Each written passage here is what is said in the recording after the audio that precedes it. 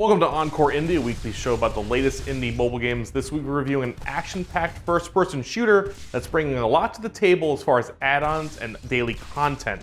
It's called Midnight Star Renegade. Let's get right into the review.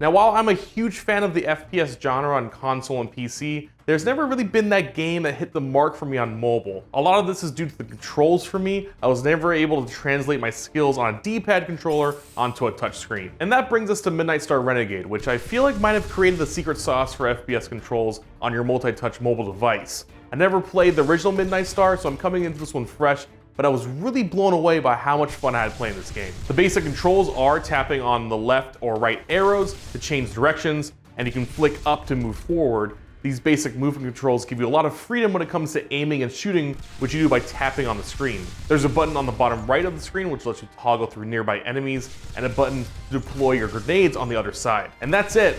Those are your main controls, and what I love about the controls is that they're kind of designed from the ground up for your touchscreen. There's nothing here emulating a D-pad or ABXY buttons. Once you get the hang of these new controls, you'll be moving around the map and taking out bad guys with ease.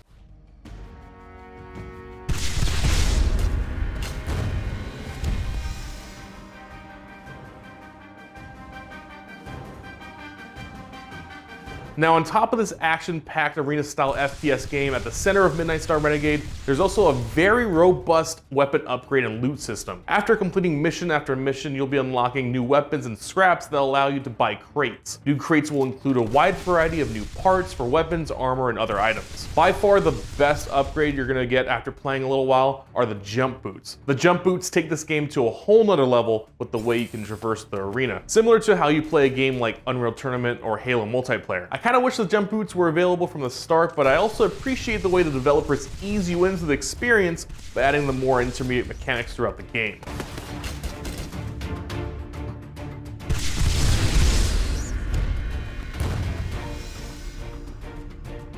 Another big part of Midnight Star Renegade is the daily events. We've been talking a lot about daily content in mobile games to add replay value, and Renegade's version of that are these events that let you compete with all the other players worldwide. Events like most kills in 3 minutes and other similar challenges. If you end up high in the rankings, you're going to be rewarded with a ton of scraps and upgrades to boost your hero. And even if you end up dead last, just by competing in the daily events, you'll be rewarded.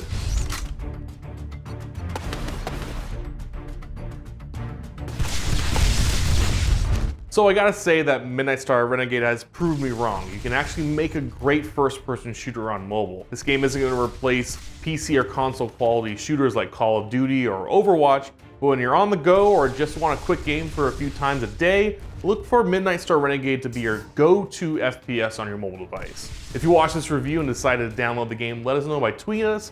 You can find us at Halfbrick, and we'll see you next time.